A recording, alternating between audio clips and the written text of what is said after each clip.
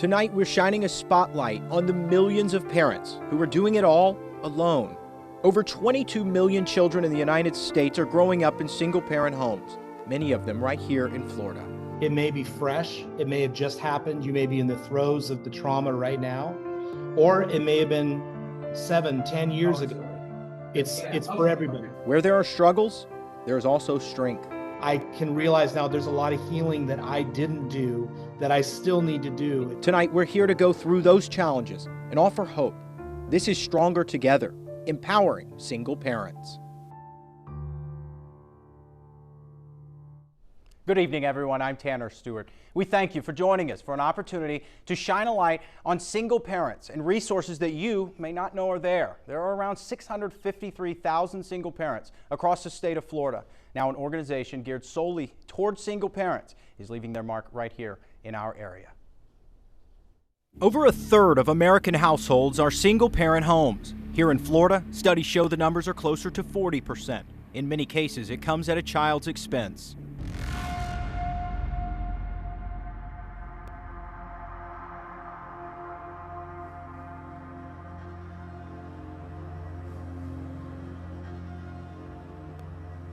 It's numbers like these that have prompted a group of parents, single parents, to join together, empowering each other so their kids have a fighting chance. I was alone, and I didn't have any idea how I was going to become two parents when I felt like less than one. Solo Parent is a network of support created by Robert Beeson that offers single parents a lifeline after divorce. From group sessions to family fellowship, podcasting, and more, Solo Parent is nurturing communities of single parents.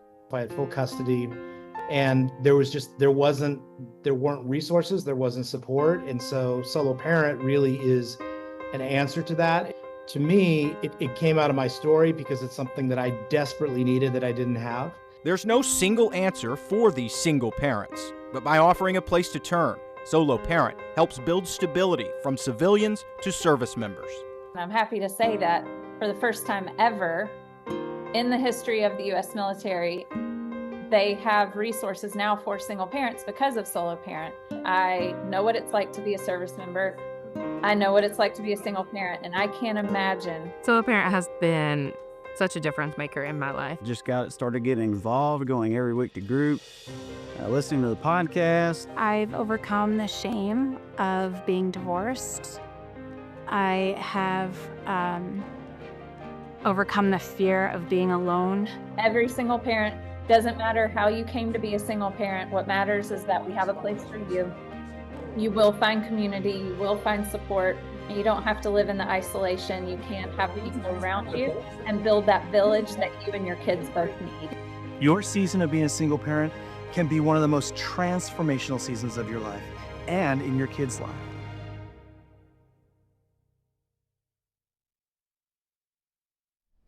And joining us now, our panel of experts, we have Robert Beeson, the founder of Solo Parent, Elizabeth Cole, vice president of Solo Parent, and Amber Fuller, a marriage and family therapist. And we thank you all for being with us. So let's get right down to it. We're going to be spending the next hour diving into the challenges of single parenting, maybe some of the benefits too that we can hear from, and the resources, of course, that are available to help. Robert, let's open up with you. Yeah. Where in the world did Solo Parent come from? Well, I'll be honest, this was the last thing I thought I'd be doing. I had a career in the music business, and I had left, transitioned out of my executive role in a music company, and decided to start again. 3 months later, my wife left me, so I had 3 girls at the time. There were 9, 7, and 4, and I found myself upstream trying to figure out what to do, and I looked around for resources to try to figure out how to navigate being a single parent, and I couldn't find anything. And so Solo Parent was really born out of this necessity for we need help, we need support. And so it has been the most rewarding thing I've ever been a part of in my life, but it was definitely not a part of our plan. And that's the thing about divorce or even death in a marriage, you don't plan for it. Yeah. When you walk down the aisle and you say, I do, the last thing in the world you're thinking of is, I'm gonna do this alone.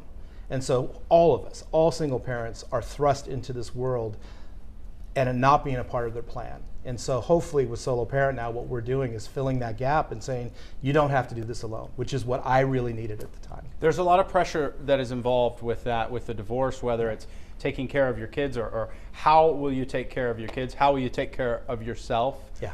Let's talk about those pressures though, because even though divorce, I think statistically is becoming more common, it is still somewhat taboo. And we're not talking specifically divorce, but being a single parent, just doing it all alone. So how do you navigate through those pressures, Robert, and be a quote unquote successful or good parent?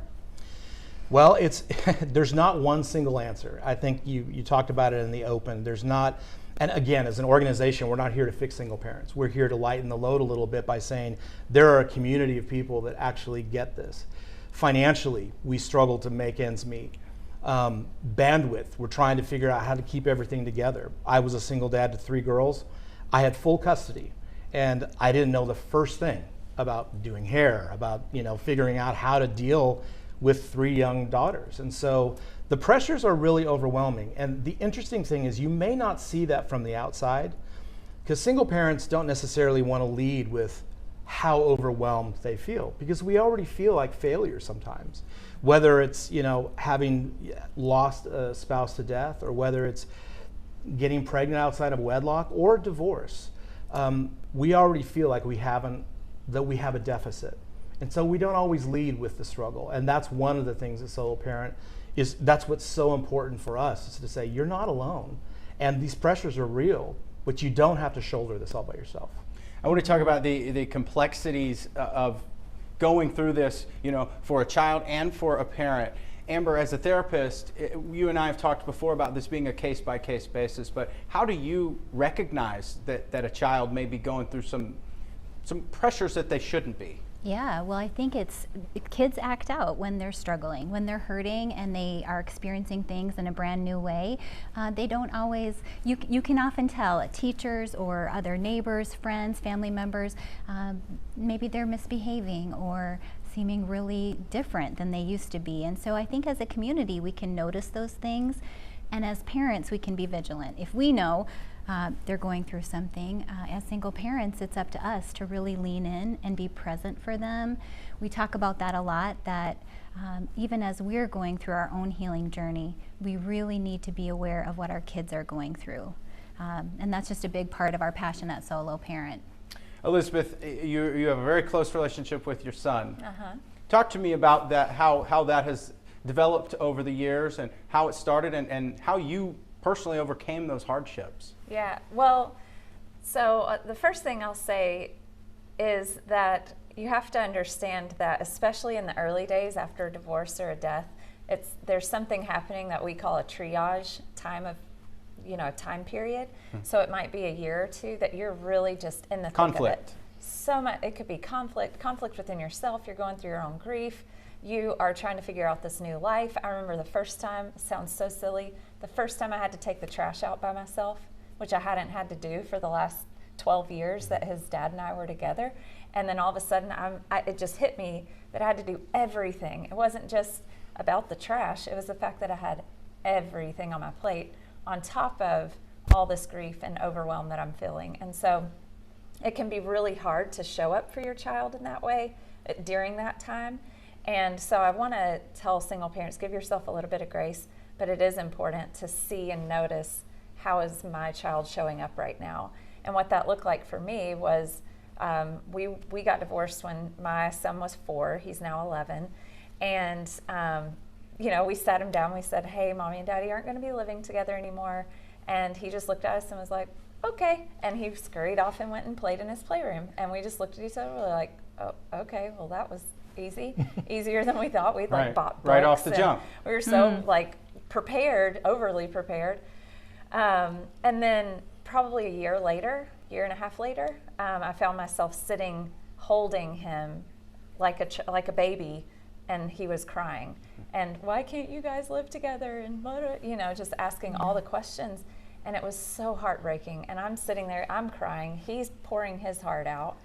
But it was just what I learned through my own healing and my own therapy and my own growth was that those were not answers that I couldn't answer those questions. There's no there's no answer to those questions that's going to land with him that's going to take away that pain.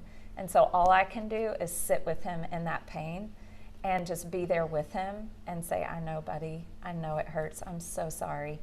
And with, you know, age appropriate language, being able to just be in it and help him understand that his feelings and all the grief that he's dealing with are okay.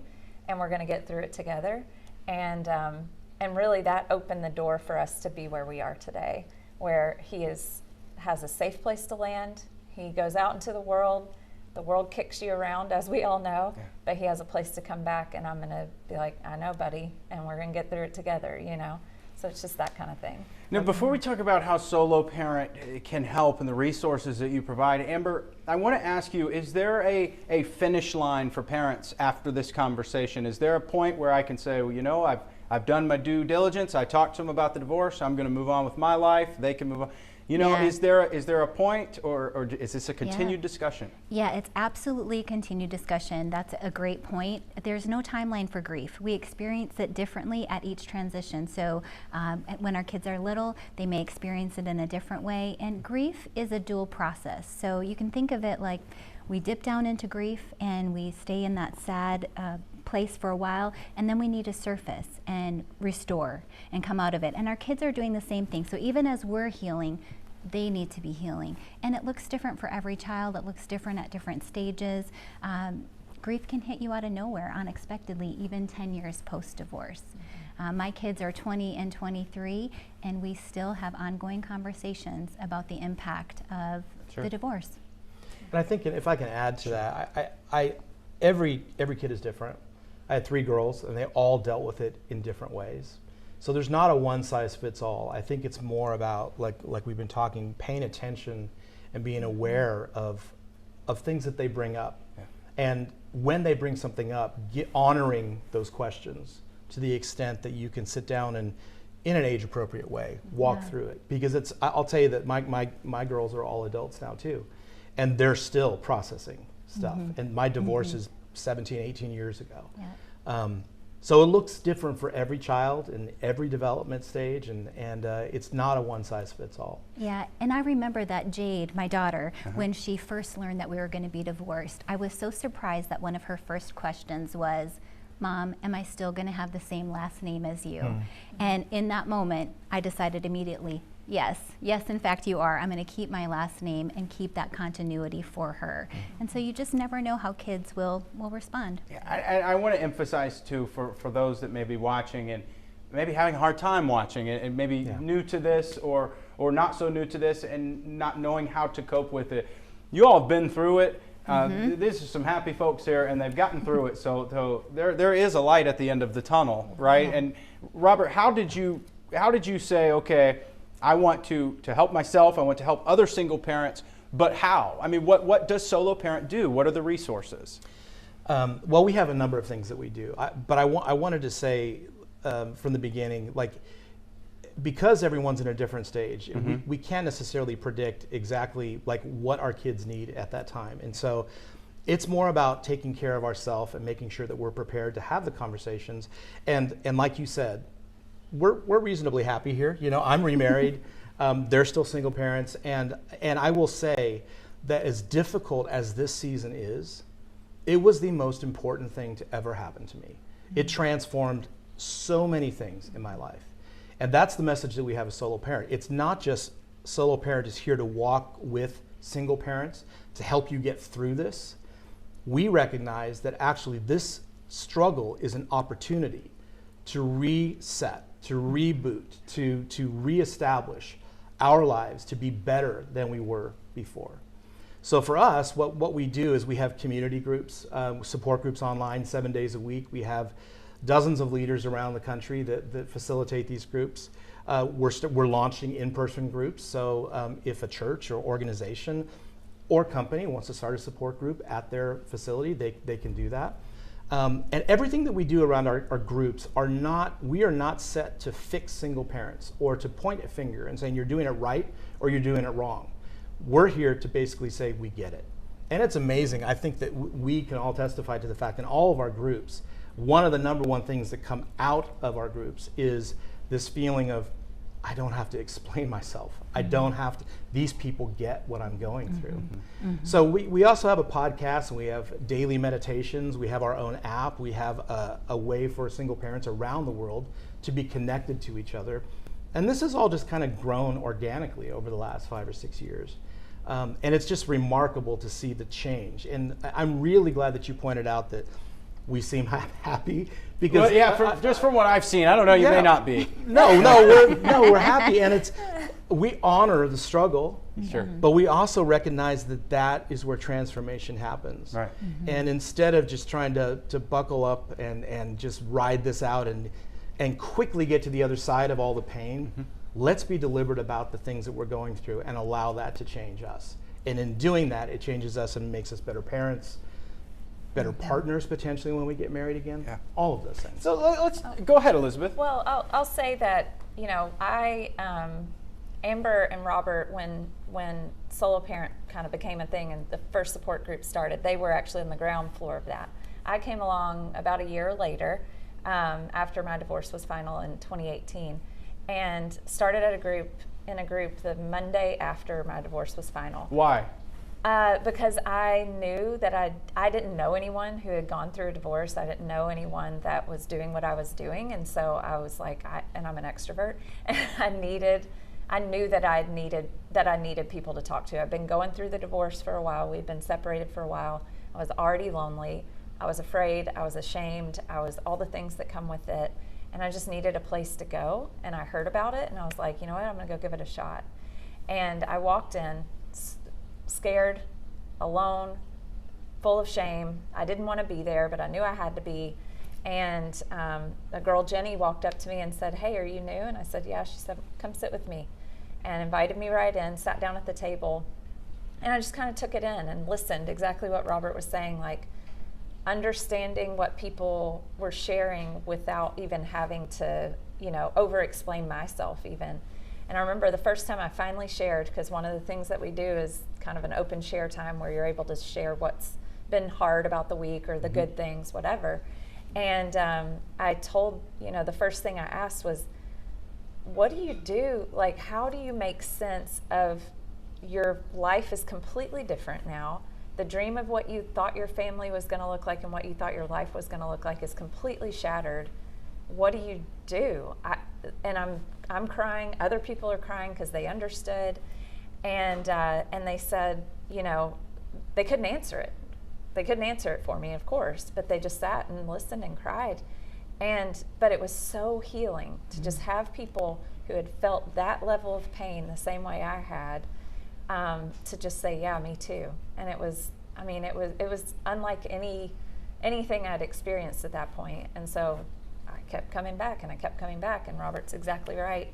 It has made me a better parent, a better co-parent, a better friend, a better co-worker, a better person all the way around. And I felt seen and known and accepted, less lonely, not in isolation like I had been. And it's just kind of snowballed into this really beautiful thing. And it kind of goes back to that cycle you're talking about, Amber. It's a constant wave. You have to battle it, and a lot of us find ourselves. You can stay in that dark place as long as you want sometimes, and it's important to try to build yourself out of it through community, through things like that. Let's talk about now the 4 things that you need to know about growing up in a single-parent home. We're going to go through each of these. Now, starting with kids from single-parent homes often carry the impossible burden of keeping it together. Yeah. Robert, the 4 things as to the pillars of solo parent. So children of divorce often go through the stigmas, feeling left out, feeling like maybe they have less because of their parents not being together. So how can parents talk to their kids about what they're going through? And Amber, maybe more of a question for you as a therapist, but I'd love for both of you single parents here to chime in about how did you go through those discussions with your children? And again, did they stop? I know we talked about that with the finish line, but do you feel like your children progressed from these discussions? I do. I mean, and I'll let Amber, they've all got something to say about this, but I wanted to say, as we talk about the 4 things that you need to know that single parents go through, that kids of single parents go through, I felt it important to do some research and study around this, because there are a lot of people that go through divorce that are actually relieved that they're out of a toxic situation. There was a sense for me of being out of a toxic situation. So there may be a single parent out there going, no, I'm doing good, I'm doing great. Yeah. I wanted to dig in a little bit deeper and go, okay, that's awesome. But you need to understand that kids are carrying around a significant burden. This first point that we're talking about is kids feel responsible for keeping it all together. There have been a number of times that my daughters have expressed, could I have done something? And even though I was very explicit about, this has nothing to do with you. This is absolutely between your mom and I. There is this invisible undertow of them feeling they could have done more to actually save the marriage. I know, Elizabeth, you've said that Jax has said to you, can't you guys just get back together? And they feel like they want to be that glue. That is not a burden that our kids should carry. No. But they are carrying it, and they may not speak up about that. And that's why I wanted to kind of pull back the layers and go, okay, you may think that everything's going okay. And it could be. There's a lot that's going right. Understand, though, there's an undercurrent of what's going on in our kids' lives that actually have terrible consequences, potentially, if we're not paying attention to it. And so, Amber, I'm curious for you to jump in on that. Yeah, no doubt. Well, if we don't fill in the gaps in the story for our kids, they will inevitably need to find meaning to understand it, and they will fill it in with their own narrative. Right. And oftentimes that narrative is, I've done something to cause this. This is somehow my fault. And so as parents, we have to be so careful to let our kids know there's nothing you could have done that could have changed this outcome. This was an adult decision, or we're here because of adult things that have happened. Kids need to know they are not to blame. And if we don't tell them explicitly, they will fill in the gap of that story from their own understanding. And in some cases, maybe act out in ways that they wouldn't have, or I mean, other things. Not to cut you off, but like for Jax, he doesn't act out. He's actually a great kid. But some of that even scares me, because I'm like, does he feel like he has to be perfect? I feel like he can't, he can't, I don't know that he thinks he can act out. Right. Or that he can show anger, or that he can push back on either me or his dad. I've seen how he interacts with his dad too. And it makes me wonder if there's like this undercurrent that he thinks that if he's good enough, that he'll be able to change his situation, and that's not the case. It's just something you have to juggle forever and go back and forth. Yeah. Now, we hear the heartbreaking stats about kids from single-parent homes. 63% of youth suicides, 71% of high school dropouts, 90% runaway and homeless youth, and 85% of youth in prison. We had some of these in our story from earlier. Do you think solo parent, by bringing parents in, is helping combat these numbers? Absolutely. Yeah. And we've done assessments, people that have been through our program, and we've asked them, what has changed? And I would say 95% of everyone that has said it's made a huge difference. There's things that I didn't realize were actually going on in our house that now I realize. Because when you're in community and you're hearing from other people that are dealing with the same thing, best practices that work for them are things that you can adopt that never may have occurred to you. So yes, absolutely. I mean, that was a census study that was done, and so it's going to take a while for us to measure, are those numbers coming down? Right.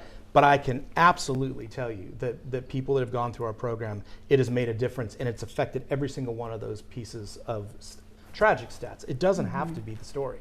That does not have to be the outcome for all single parents. Yeah, and I really think about the power of telling your story in a safe space, and we provide that week in and week out in our groups, and just that ability to share in a space where you're understood, you can be heard, you're accepted, free of judgment, is a profound source of healing. And Anne Lamott says that the most profound thing we can give our children is our own healing.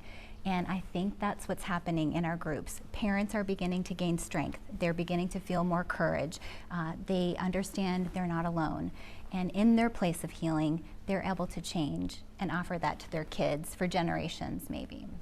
Do you feel like you found strength that you didn't know you would have? You talk about taking the trash out. I mean, did you so I didn't know Elizabeth was capable of doing some of the things I can do. It's hard for me to do. Do you think that, over the years you've found out that maybe it's not as much easier to live alone, but that you're much more capable of doing it than you thought? Oh, 100%. Yeah. And I think it's not even, I'm the oldest of 5, so Okay. I grew up doing a lot around the house. So the chores and all the things and managing and multitasking, only having one child, I'm okay Sure. as far as all that goes. But the emotional toll that it takes, and having the strength to carry on and to get out of bed some days, and the strength to get my child where he needs to be and put on a brave face for him, you know, being age appropriate, especially sharing, you know, the struggles with him in an age appropriate way, but then also, you know, being his rock and being a safe place for him.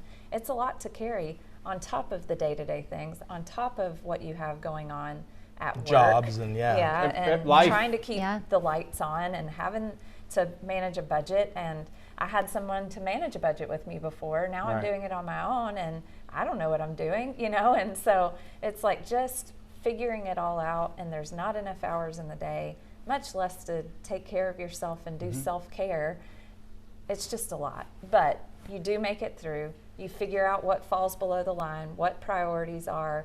You manage your life in a way that is going to work for you and your family, and you move forward. And the thing that I have made it a point to do is to celebrate as much as possible the little wins. It doesn't have to be these big things, but the little wins can actually get us through to the next thing and show us just how strong we are.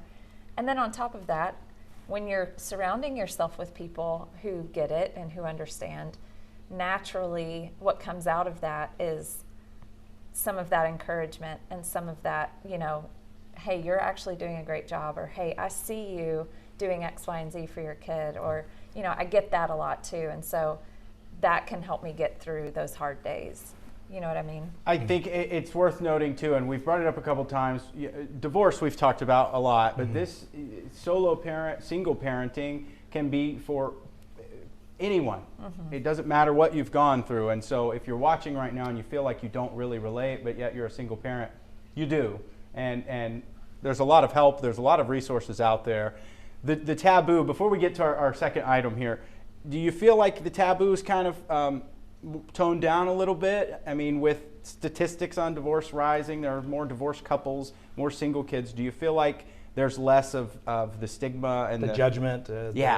I think so, and I think that's good and bad. I mean, I'm glad that people aren't carrying around shame of feeling like if I've gone through a divorce that I've just failed in every area.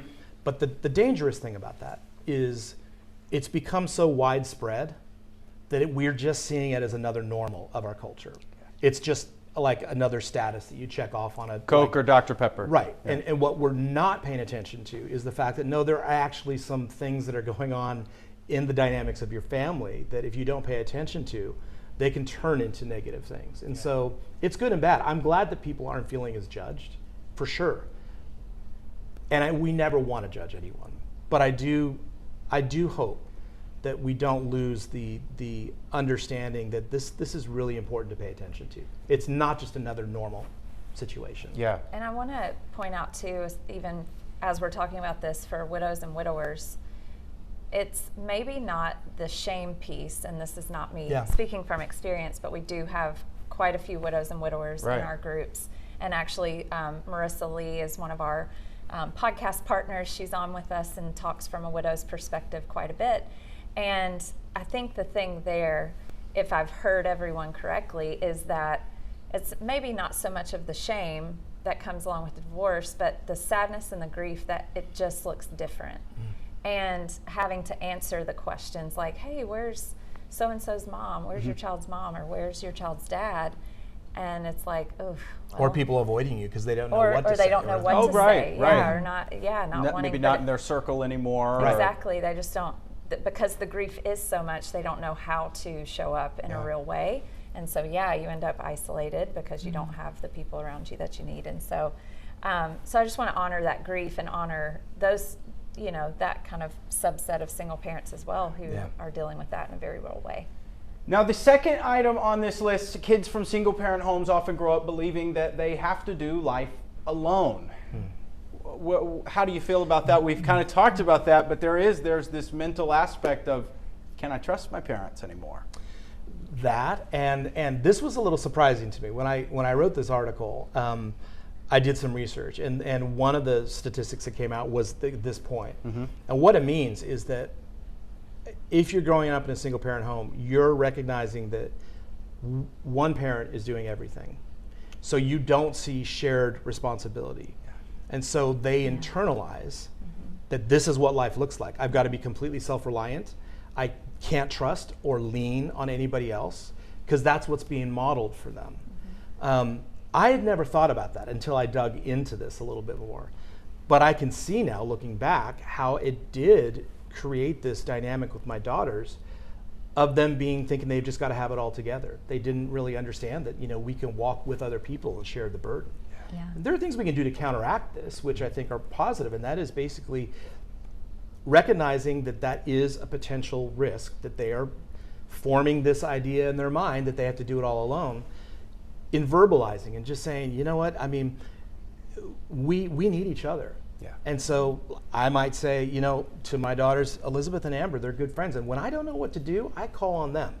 Or Elizabeth needs help taking the trash out, or whatever it is. But she doesn't. But showing that we are made to be dependent on each other and not just self-sufficient and self-reliant.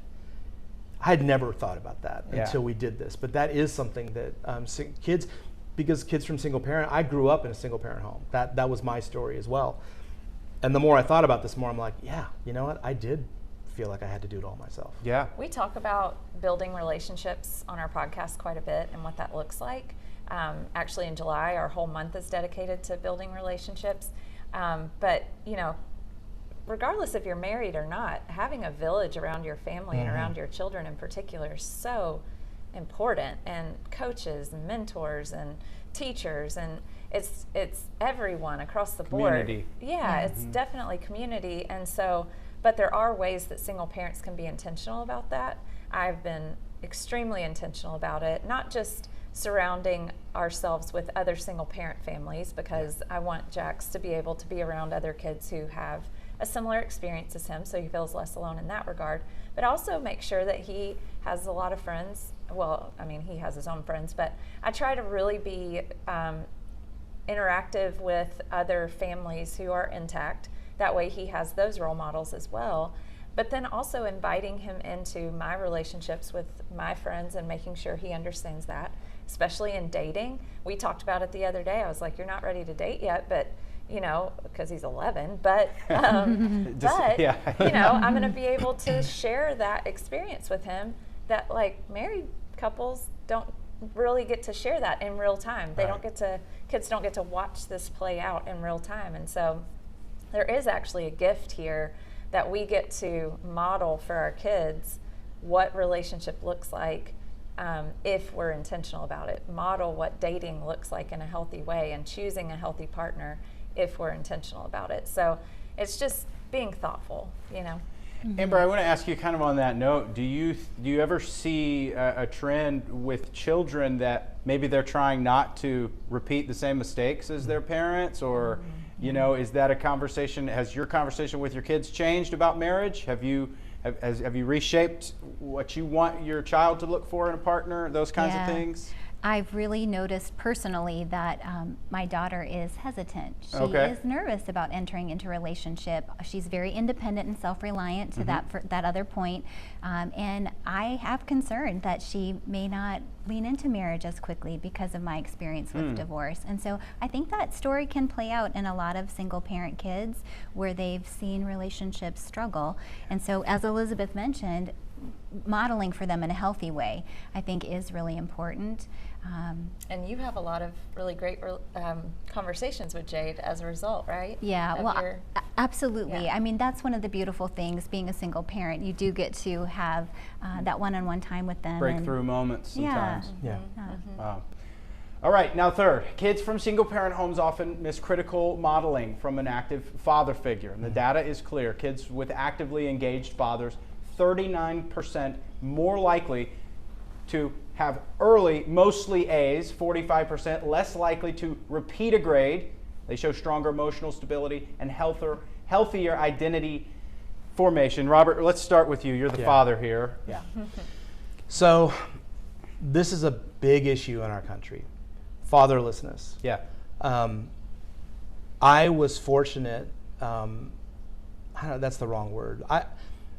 I had full custody of my daughters, so this wasn't my experience. But from the 100%, I had 100% custody because there was addiction and there was mental issues in our story, in my ex-wife's story. So the courts believed, and if you know anything about the judicial system and family court, it's rare for dads to get that. So that just tells you enough to know that that was a bad situation.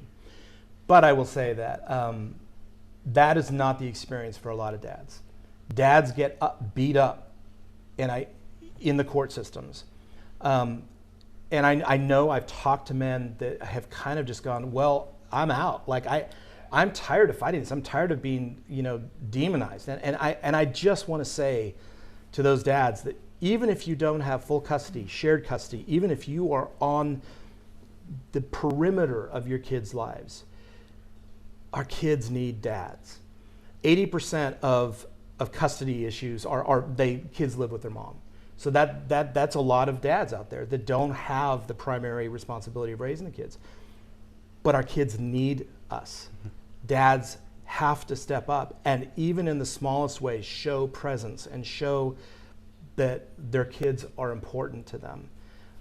We have to have that modeled for us. And this is something that I think for me, and in being a dad and seeing how my relationship with my girls, how important the father figure is to homes. And so this is one of those things that, a lot of kids that are being raised in single parent homes are being raised with the moms. And the dads, I understand feeling beat up. I mean, listen, I went through custody battles for about 10 years. I was in court 2 or 3 times a year being accused of all kinds of things, her trying to get custody. So I know how exhausting it can be. I know how you're paying all this alimony and child support and you're like, I don't even get rights anymore. Be very careful of just walking out and saying, I'm done with this, because your kids need you. Even if it's just a phone call, if it's a handwritten letter, if it's a text, whatever it is, do not abdicate your position as a father. Our kids desperately need fathers in their lives, even if they're not in the same physical space all the time. A kid knowing that their dad cares is so critical. Yeah, and I feel so passionately about this because I think single moms have a crucial role to play in building a bridge to their child's father or co-parent. Whenever safe, I think parents are so important, and kids benefit from having both a present dad and a present mom whenever possible. All the research bears it out, as long as it's safe. And sometimes hurts or conflict, anger, unresolved, bitterness can get in the way, and that's detrimental to our kids. And so as single moms, recognizing the value of dads and really championing. I got there. Building a bridge to single dads so that they can be involved in a healthy way with their kids. And I just want to encourage, to pile on a little bit, encourage the single moms that I know, because I share 50-50 custody. I don't want to share 50-50 custody, selfishly. I want to see my child every day. I didn't bring him into this world to send him off 50% of the time. But I know that Jax's heart, Jax needs that. He needs his dad. So we agreed at the very beginning, 50-50 is what we're doing. And you've always stuck to that? I've always stuck to it. My anger, my resentment, my bitterness, questions about his own problems and the choices he made were, like I wouldn't do things the way he would. And there were so many things, so many times that I was like, oh, I just want to go back to court. I want to take him back to court. But I just knew, and I know in my knower that Jax has to have both of us 50-50. And it stinks and it hurts and I cry every Friday, but I know it's important for him. That's what matters. Robert, Amber, I know you have a daughter too, but I want to ask you man to man here. I have a 3-year-old little girl. I have 3 kids, but I have 2 twin boys. But from that daughter, there's something special about having a daughter. Oh yeah. Do you think? Do you think your presence being there for your daughters has helped them potentially become better mothers or wives one day? I think so. Yeah. My girls are all adults now, and I do think just my presence and in their lives has made a significant difference in some of the choices that they've made. I also say because their mom was not in the picture, she had supervised visitation only. I've also seen the negative side of like a parent not being there. But yes, there is a special bond between a dad and a daughter, and I honestly, I just feel so blessed that I've been able to experience that and to walk this road, even as hard as it was with my girls. It's an unshakable bond. Yeah. And can I Please, call Robert out a little bit in a good way? He did something, I'm putting you on the spot here, but one of my favorite stories with Robert and his girls is that he didn't know how to do their hair. And so he learned how to fix their hair on his own, and he made up a character that he would go into this French accent every time he did their hair. And so I say all that to say, there are ways that you get through, you know, there are ways that you can still make it fun and have a good time with your kids. Even if it's a dad to a daughter, a mom to a son, you find ways to connect, you find ways to be silly. And to lighten it up. And to lighten it up, That's and to not have fun together. And that's not the only accent, was it? You had a sure. Jean Marco was the character. There That you was, go. yeah, Yeah, it was like, I was going to say, because we've got 100,000 different languages that we all speak at the house, and just that bond, I think social media and phones tend to get in the way sometimes too, and especially if you've got, you know, a burden, if you financial situation going on, it's easier to get stuck in that while your child's sitting in the corner, you know. So playing Roblox or something. That's it. Following your lead, you know. Yeah. Now, lastly, kids who grow up in single-parent homes often don't get to see what that healthy relationship could look like. The research backs this up as well. Kids from single-parent homes twice as likely to experience divorce on their own. They're more likely to struggle with trust, emotional regulation, and conflict resolution, not because they're incapable, but because those skills weren't consistently modeled growing up.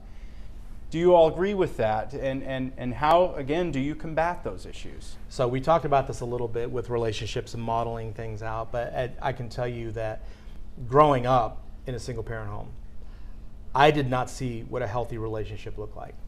So when I got into a marriage, I didn't know what resolving conflict looked like. I didn't know what healthy showing affection looked like. I didn't know what communication looked like. I had to learn that. Do you think, Robert, that those carried into your own marriage? 100%. And I will tell you that I'm remarried now, and I still like how to resolve conflict. Like it was never modeled for me in my home. And as a result, I didn't really model that well for my girls early on. So some of the stuff that we're talking about with Solo Parent is not because we got it all right. Some of the things that we're teaching or leading or speaking to are because we got it wrong. And this is one of those things that I had to recognize that I wasn't equipped necessarily.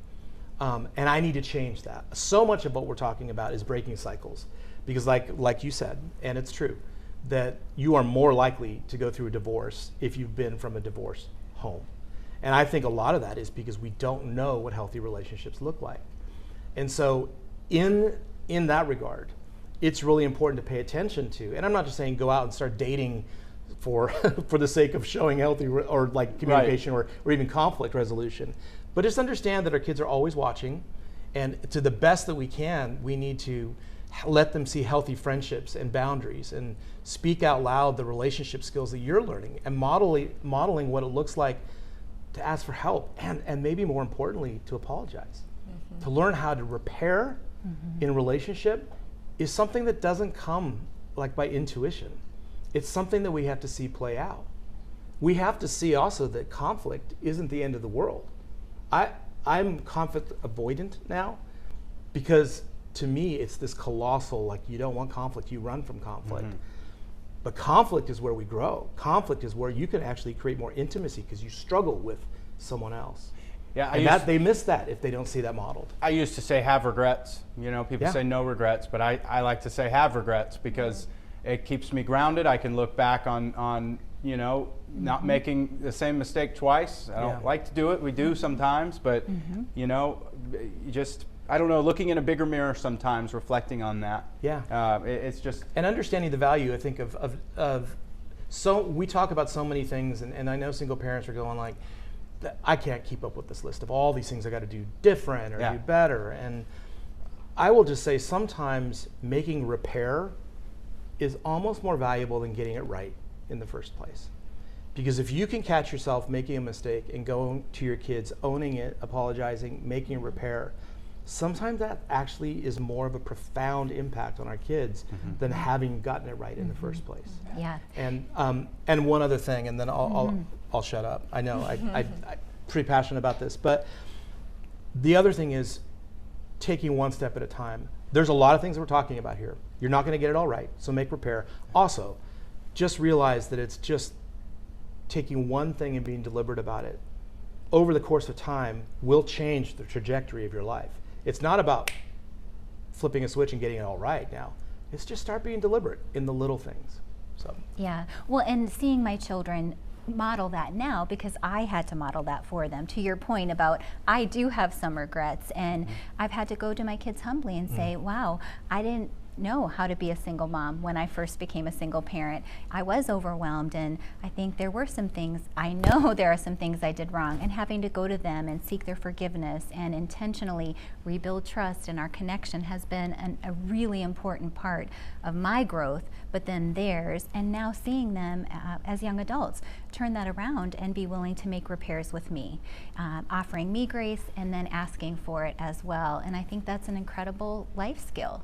There's a parenting stat out there that says something along the lines of, and you guys might remember it better than me, but if you get it right 30% of the time, your kids are going to be okay. Yeah. And that took the good. weight off. Yeah. Great. 30%, I like that. Great. So I can screw up 70% of the time. Yeah. Already doing that. So. I do that Yeah. with healthy eating too. You know, you can have a cheat day most of the time if you eat right. Yeah. So Elizabeth, this next one's for you, co-parenting. Okay. So it's not a one-size-fits-all approach. In some cases, it's amicable, relatively painless. Not always the case. From what you've seen through solo parent, from your own case, co-parenting is somewhat of a new term. How does it work effectively?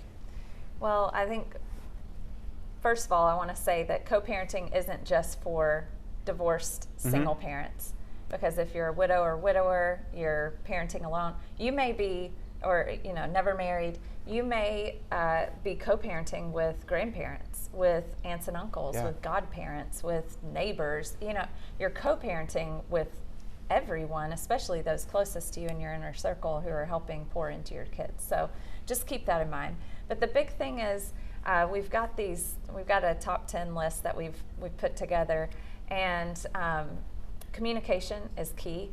Like, you have to communicate effectively. Some of this has to do with, basically not doing it in front of the kids. Put your kids first, put their safety first. That's our second point. You can't communicate effectively if you're arguing and in a fight, and especially in front of your kids. So we have a little bit more on this that we talk about regularly, but being flexible, stick to your agreements is huge. If you say you're going to do something to your other parent, to the co-parent, stick to it, because that also trickles down to the kids. Whether it's picking up at a practice or dinner or anything. Like, I've seen it so many times, not in my own situation. My Jax actually has an older brother and sister from his dad's first marriage, and I've seen and I've heard other stories of other single parents in our groups who, they'll go up, and I think Robert even has these stories where kids are sitting there waiting on the front porch for the other parent to come, and they don't show up. So the big thing is just have your schedule, stick to it, stick to your agreements, don't fall through. Put your kids first when it comes to that too. Respect boundaries. If somebody says they're only going to email you because that's how they want to communicate, respect that. If someone says, hey, I will only do pickup and drop off in this parking lot, respect that. I don't want you to come to my front door, respect it. Whatever it is, like, just... Because you can have your own boundaries. Exactly. You can put your own things in place. It doesn't have to be this, this perpetrator type thing. He's doing all these horrible things, or she's doing all these horrible things. Just communicate firm boundaries. I actually had to do that last week, and it's just part of it. So I think keeping your children out of conflicts is another one. We already said that, but just making sure that they aren't the ones who are, you know, taking the brunt. Putting them in the middle of it. Exactly. Yeah. Be supportive. Really, I mean, this is a big one. I think asking your kids, not in a way to be nosy about what goes on at the other house, but hey, I talked to your dad the other day, he was sick, or he mentioned he was sick. How's he feeling? Hey, I really think you need to go with your dad to this baseball game. If I get you guys tickets, do you want to go? Like finding ways to support the relationship. Yeah, definitely. And that build the relationship, you know, and be supportive of their lifestyle. Seek outside help if necessary is huge. Be patient. Patience, listen, when you're dealing with a co-parent, that can be the hardest thing to do. But taking that deep breath, you know, separating yourself from it and being patient and see the long game is huge. And then of course take care of yourself. And part of that is setting your own boundaries, putting yourself first when it comes to taking care of yourself, and especially if you are co-parenting and your child goes away for the weekend or for a week at a time or whatever that looks like. Use that time to take care of yourself so that you can show up, not just for your kid, but also for the co-parent as well. I love the thought about being supportive too. I even think about when my wife and I aren't home together or something, my 3-year-old daughter will call me Tanner. And people will say, don't let her talk to you like that. But you know, for 3-year-old, she knows me well. She's comfortable with me. She won't call me that forever. And it's just that reinforcement. It's important. Now, Solo Parent has created a course called The 4 Habits of Successful Single Parents. We've talked about the 4 things you need to know to build a healthy home. The first one, building community. We've talked about the other 4. There is a big one, a big topic I want to talk about today. Well, let's talk about here first. The loneliness, the exhaustion of single parenting is unavoidable, directly affects how you should show up for your kids, and it's important to build a network of support. Solo Parent is a network in itself of support. Robert, how can someone get involved here in Northwest Florida with Solo Parent? So if you go to our website, soloparent.org, you'll see this course that you're referring to, the 4 habits. That's free right now. Okay. You can take this course online, and it's 4 different modules and 4 different habits. But also on our website, you'll see support groups every single day of the week. You find an online calendar. You just literally, it's an online Zoom link. You click a link, and you're in a group. Okay. I mean, and we have people from all over the world join these groups, and so anyone in Florida or anywhere else that you're viewing this can be a part of this. There's all kinds of resources, and soloparent.org is the best place to. That's kind of the central hub. We also have an app. Okay. It's called the Solo Parent app, which has all of the content that we've got, as well as ways to connect to each other. Okay. Let's run through them. We've got them. Number 2, creating predictability. Robert, walk me through this here. With only one set of hands, the single parent life can often feel chaotic and out of control. In this session, you learn how to build rhythms and routines that create predictability and stability in your home. So this is much more than a group session of a conversation. You're really trying to get into the grits of things and help parents understand the complexities of what they're going through. Right, and the thing about these 4 habits is they're fairly simple. These are not big life changes. First of all, stability is really hard to find as a single parent. Everything is chaotic, everything is changing. But there are little things that we can do to create stability, and research has shown that just by creating some basic routines that are predictable, it brings a sense of stability to your home. And so we walk through this in the course, some of these things that we can do. Same time you have dinner, same practice in going off to school. Creating predictability brings stability to a home, even when things feel chaotic. If I can give one little point, please. One little pointer here too. With that, I went through this recently talking to Jax's counselor about the fact that I thought we were so unstable and things were all over the place and unpredictable. And he actually said, you actually have more stability than you think you do. Just because Jax is between 2 homes, just because he feels like he's all over the place, he knows what to expect because you communicate really well. That's his life. And that's his life, and that's what he knows. But the fact that we communicate, we talk about what's coming up. I try to be really thoughtful, if going into the weekend, I'll say, hey, we've got this going on Friday, Saturday, Sunday. Hey, on Sunday, we'll talk through the week. You got drum practice on Monday, you got baseball on Tuesday, you got this happening Wednesday.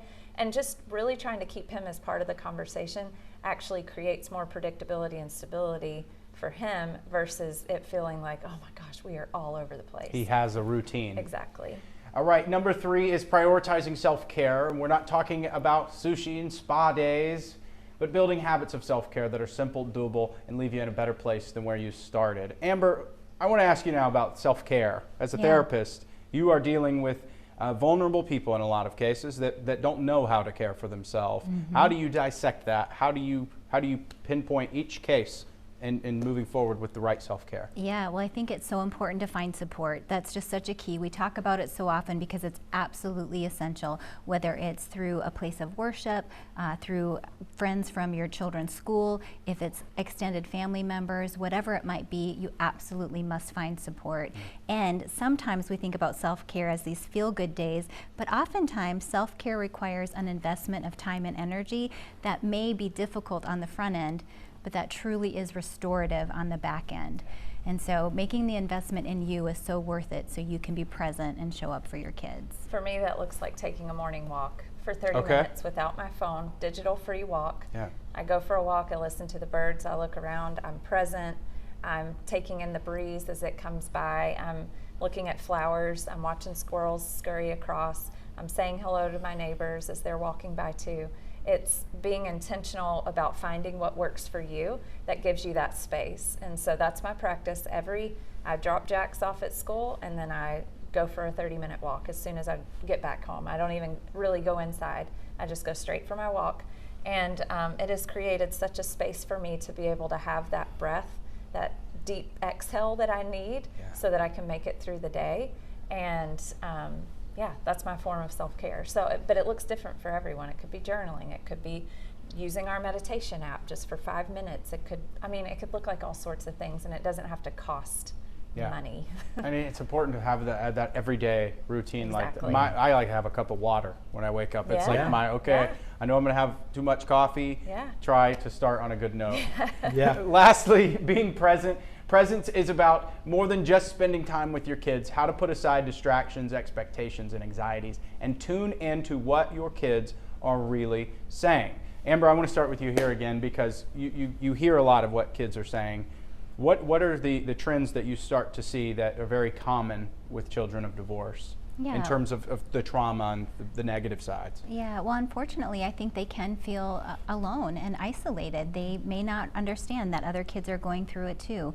They may begin to take ownership as if they've done something wrong. They may see their parent hurting and really begin to internalize that. I know my daughter found me in the closet crying one day, and she really began to feel concerned. And I think we just have to be vigilant to notice and help our children find support too, whether it's counseling, helping them find a network of support through friendship, building bridges to other people in our community who can help support them. Yeah, unfortunately, children from single-parent homes do experience higher incidences of depression, anxiety, and we talk about that a lot on our podcast. How do we help our children be more emotionally stable and healthy? And this idea of being present is, like you said, like it was up on the screen, you know, it's more than just spending time. It's if we're with our kids, put your phone down.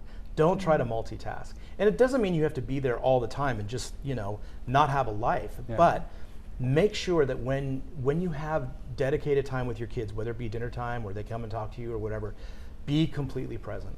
Like completely there, not distracted. And that's hard for single parents. We're juggling so much and all the time. Technology is evolving and it's so much.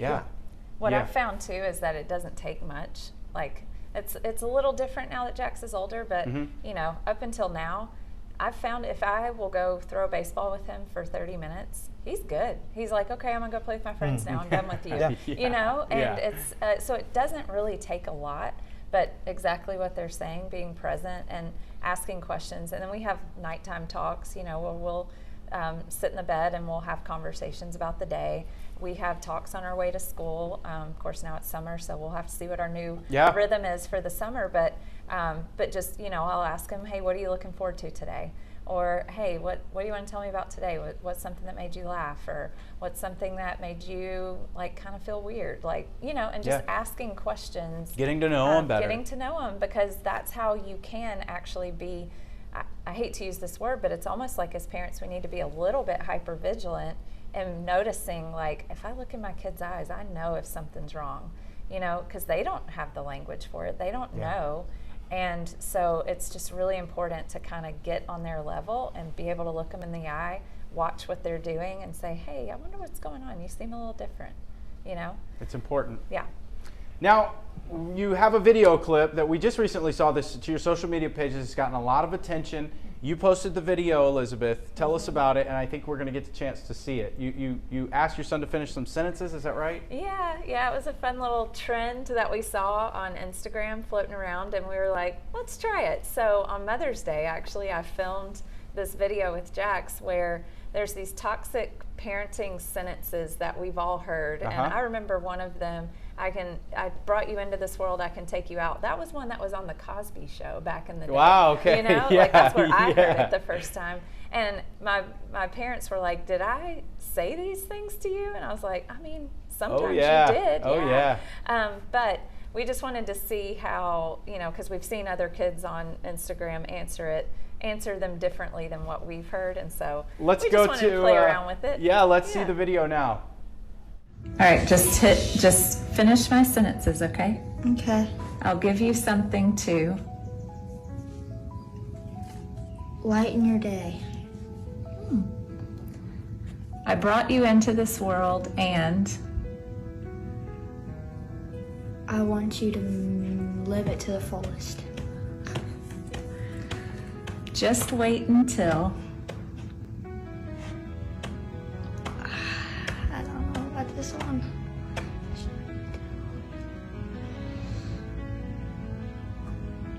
I finish this and then we can play together. Good. Okay. As long as you live under my roof, you will be loved. And children should be seen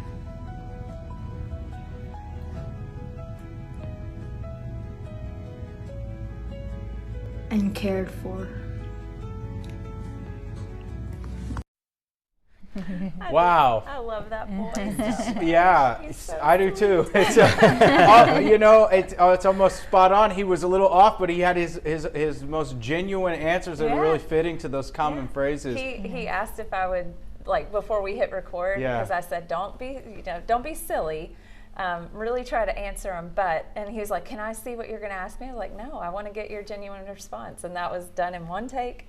We didn't practice. There was nothing. It was just what he answered, and it just warmed my heart. It really goes to show the relationship that you have with your son. Thank you. Now I want to ask you, you are a solo parent on your own, but on the other side with his dad, how much do you think your all's 50-50 relationship and your battles, the ups and downs over the years have helped with the type of boy that you have? Oh, he's, at the end of the day, his dad is there, he's engaged, you know, and so I really do think that it's a partnership and a collaboration that we're doing. We communicate quite a bit, you know. I let him know about issues we've had at our house. He lets me know about issues there. So we really do try to, like, parent as much as possible from a stable ground. We have some values differences and some things that we've run into, but it's really just about me being present with Jax when he's with me and allowing his dad to be present with him when he's with him and not interfering too much. Yeah. You know. So. Now, Solo Parent is partnering with the military to make sure that these resources are available for our service members. That is big talk around the country. The military is such a vital part of this community, though. We talk about the program that you're doing. We have thousands of service members active duty, thousands more retired here in this area. Talk to me about Solo Parent and your involvement with the U.S. military in general. It's been actually pretty amazing. There's a long story to it, and I'll make it as brief as I can. The chaplaincy within the Army, within any branch, they are responsible not just for the spiritual guidance, but also for enrichment and readiness. And so they offer programs for service members to build leadership skills or to work on their marriage or that kind of thing. Never in the history of any of the armed forces has there been anything for single parents, even though the divorce rate is twice as high in the military. So we had the opportunity to collaborate at the Pentagon level with customizing what we do for service members.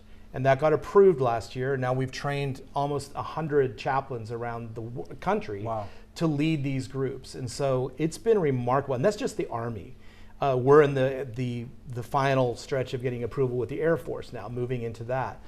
But the fact that there is now a support network and there are now resources for service members is so rewarding, because these are individuals that put their life on the line, that sacrifice, and it's so wonderful. Elizabeth, you can even speak to this. She's a veteran and has had the firsthand, look at like being able to do this for service members. Well, and being a single, I was in the Army, and then I was a single parent. I'm now a single parent. Mm-hmm. I wasn't a single parent while I was serving. 2 different phases. Right. Okay. But I can't imagine. I mean, it's hard enough being a soldier, right? I was in the Army, like I said. It's hard being a single parent, but I can't imagine the dual demands of that together. Also, I remember PCSing and getting to a new duty station and not knowing anyone. And I had a husband to like move around with. I had, built-in support there, even though it was just the 2 of us. Mm-hmm. And, we plugged into community eventually and built our Army family. But when you move duty station to duty station and you don't know anyone and you're trying to figure it out, and especially as a single parent, what do you do? And so our goal is to create this community, this network of single parents, so that no matter where you end up on a base around the world, you have a community to drop into. Yeah.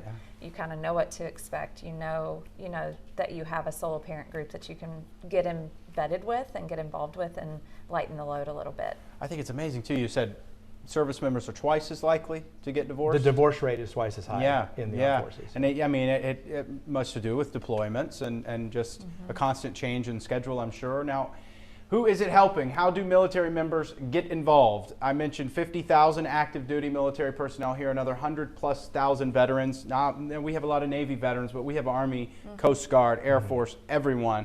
If someone's on the ground level right now and they want to get involved with solo parent, we've talked about it remotely, but how could they do it right now? So if you're in the Army, I mean, this is it's going through the chaplaincy. Okay. So chaplains have access to this program. Great. It's been approved and sanctioned by the U.S. Army.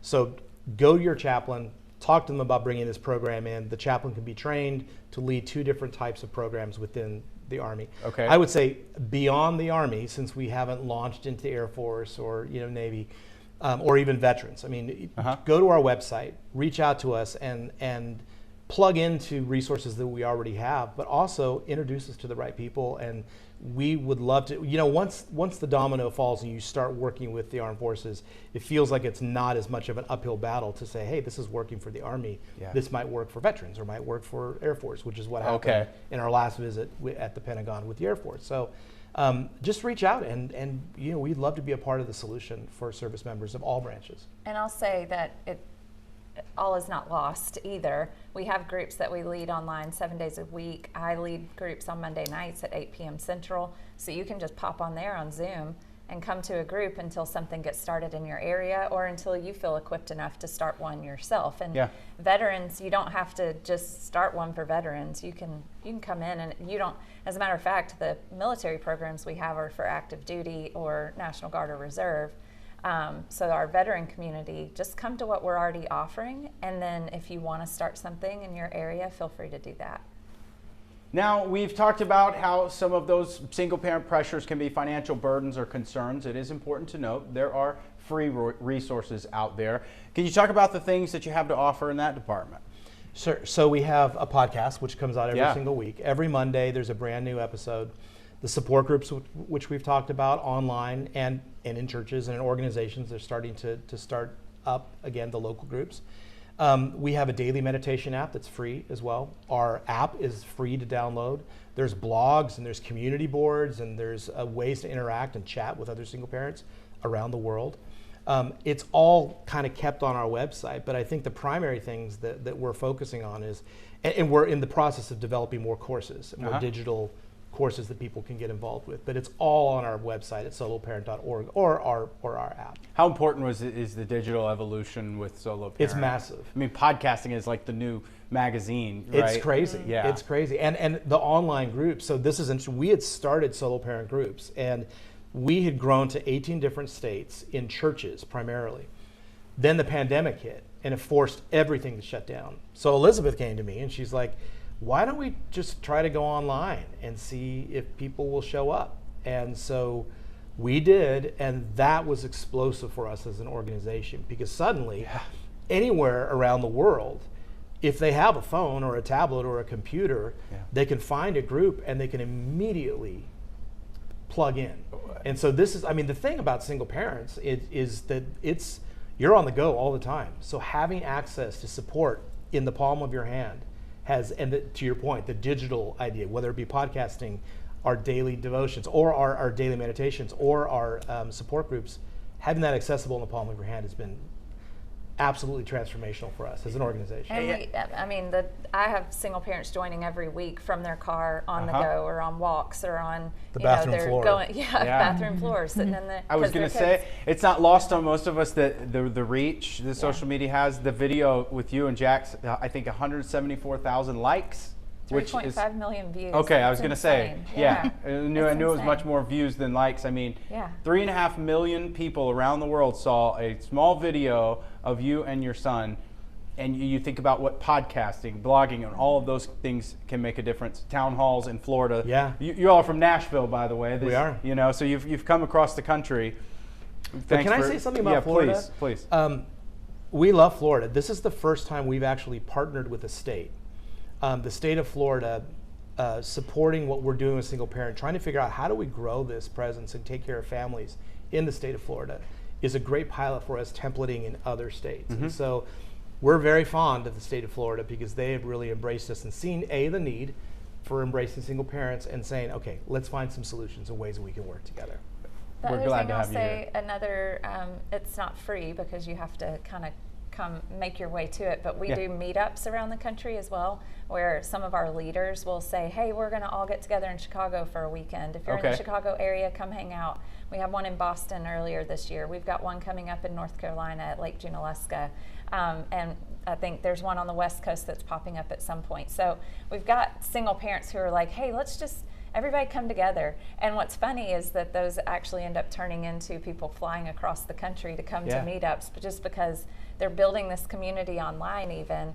And there was a long time that there were people that were some of my closest friends. I didn't know what their legs looked like because we're on Zoom, you know? And so finding ways to meet up with each other. So that's another thing, another way that we build community is doing these meetups all around the country.